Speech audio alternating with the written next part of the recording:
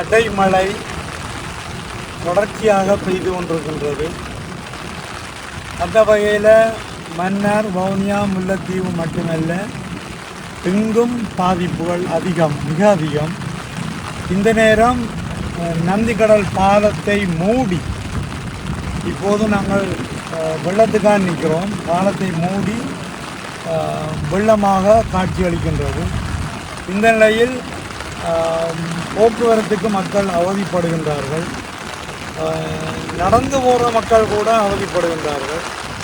அப்படியே போக்குவரத்துகள் தடைப்படுமோ என்ற நிலையில் மக்களுடைய கருத்துக்கள் இங்கே சொல்லிக் கொண்டிருக்கின்றார்கள். மக்கள் தங்களுடைய அந்த பாதிப்புகளை சொல்லிக் கொண்டிருக்கின்றார்கள். இந்த நிலையில் மேலதிக அரசாங்க அதிபர் அவர்களோடும் கடல் தொழில் திணைக்கள பணிப்பாளர் அவர்களோடும் நான் தொடர்பு கொண்டு கதைத்தேன். இன்று பிற்பகல் 3 மணியளவில்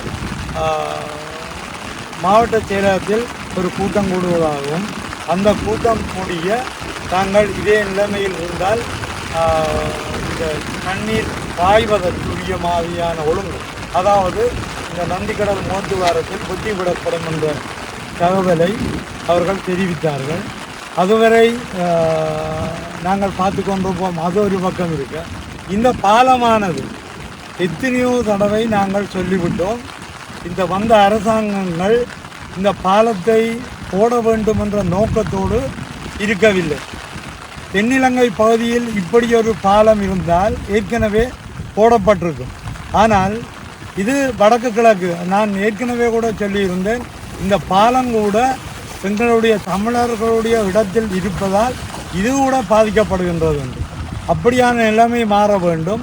நிச்சயமாக இது சம்பந்தமாக நான் பாராளுமன்றத்தில் கதைப்பேன்.